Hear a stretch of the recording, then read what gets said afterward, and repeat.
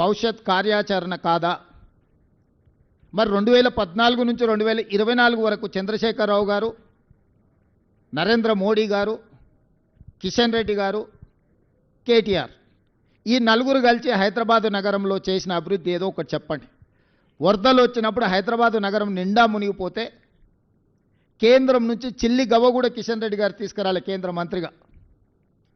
సచివాలయంలో ఉన్న దేవాలయాన్ని కూలగొడితే కూడా, సచివాలయంలో ఉన్న మసీదును కేసీఆర్ కూలగొడితే కూడా, కిషన్ రెడ్డి గారు సొంత నియోజకవర్గంలో ఇంత దుర్మార్గం జరిగితే కూడా ప్రశ్నించలేదు. వాళ్ళు పదే పదే చెప్పే కమాండ్ కంట్రోల్ రూమ్, సచివాలయం, ప్రగతి భవన్, కాళేశ్వరం ప్రారంభించి పూర్తి చేసినవి ఈ 4 చంద్రశేఖరరావు తెలంగాణ రాష్ట్రంలో. 1,50,000 కోట్ల రూపాయల అంచనాలతో మొదలుపెట్టిన కాళేశ్వరం 1,02,000 కోట్ల రూపాయల బిల్లులు చెల్లించిండు కాంట్రాక్టర్లు.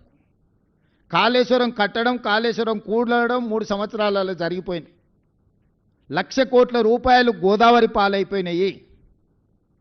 ప్రగతి భవన్ ఆయన విలాసవంతమైన జీవితాన్ని సేదతీరడానికి మాత్రం ఉపయోగపడ్డది తప్ప, గద్దరన్న లాంటి వాళ్ళని ప్రగతి భవన్ గేటు దగ్గర గంటల కొద్దీ ఎండలో కూర్చోబెట్టింది తప్ప, పేద ప్రజలకు ప్రవేశం లేని, తెలంగాణ పేద ప్రజలకు ప్రవేశం లేని నిషేధాజ్ఞలు ఉన్న ప్రగతి భవన్ కేవలం చంద్రశేఖరరావు గారికి, వారి కుటుంబానికి ఉపయోగపడ్డది తప్ప తెలంగాణ రాష్ట్ర ప్రజలకు ఏమైనా ఉపయోగపడ్డదా?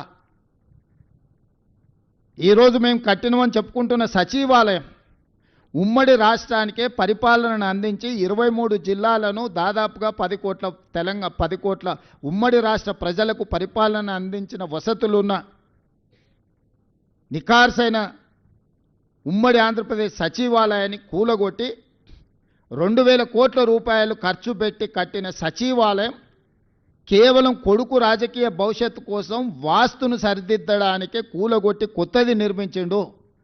కొత్తగా ఏమైనా ప్రజలకు ఆ సచివాలయం వల్ల అదనపు సౌలభ్యం ఏమైనా వనకూరిందా? అదనపు ప్రయోజనం ఏమైనా ఉన్నదా?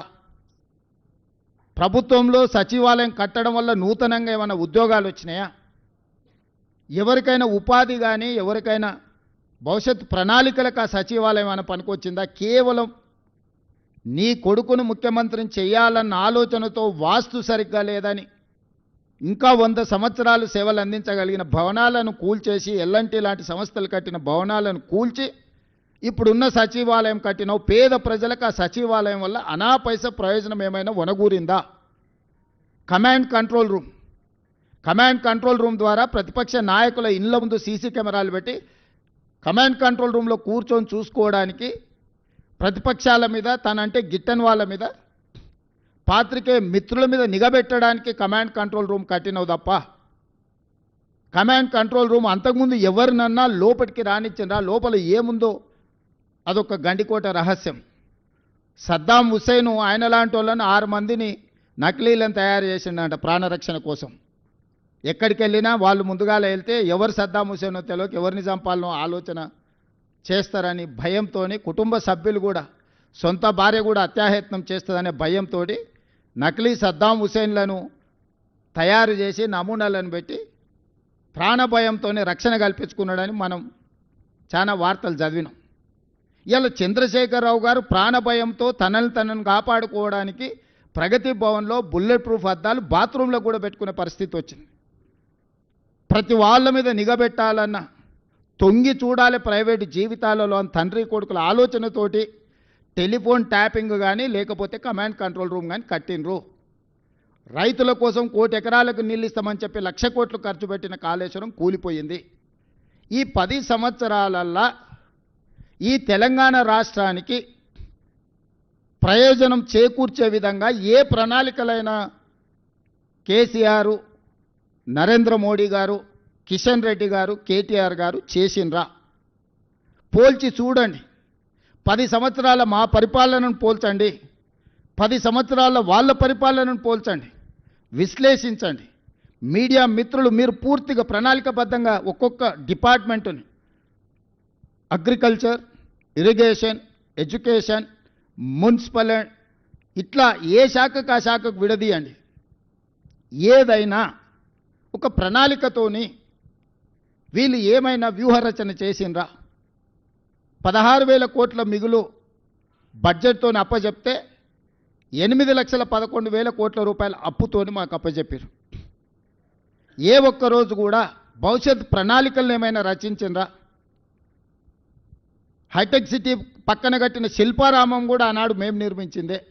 ఈరోజు ఐటీ కంపెనీలు కానీ, ఫార్మా కంపెనీలు కానీ, ఎడ్యుకేషనల్ ఇన్స్టిట్యూట్స్, ఐఎస్బి కావచ్చు, నల్సర్ కావచ్చు, ట్రిపుల్ ఐటీ కావచ్చు, ఇట్లా చెప్పుకుంటూ వెళ్తే చాలా అంతర్జాతీయ ప్రమాణాలు కలిగిన విద్యా సంస్థలు ఈరోజు సిలికాన్ వ్యాలీని మనోళ్ళు డిక్టేట్ చేయగలుగుతున్నారంటే ఆనాడు మేము ఏర్పాటు చేసిన విద్యా సంస్థలే ఈరోజు ప్రపంచ స్థాయిలో మనకు గుర్తింపు తీసుకొచ్చినాయి. ఒక్క అదనపు ఎయిర్పోర్ట్ అనే మన తెచ్చిండా? మేం కట్టిన శంషాబాద్ అంతర్జాతీయ ఎయిర్పోర్టే తప్ప 10 సంవత్సరాలల్లో ఒక్క కొత్త రైల్వే లైన్ కానీ, ఒక్క కొత్త అంతర్జాతీయ ఎయిర్పోర్ట్ కానీ, పోనీ డొమెస్టిక్ ఎయిర్పోర్ట్ కానీ, లేకపోతే మనకు ఇలాంటి అభివృద్ధి కార్యక్రమాలు ఏమైనా తీసుకొచ్చిండ్రా వీళ్ళిద్దరూ?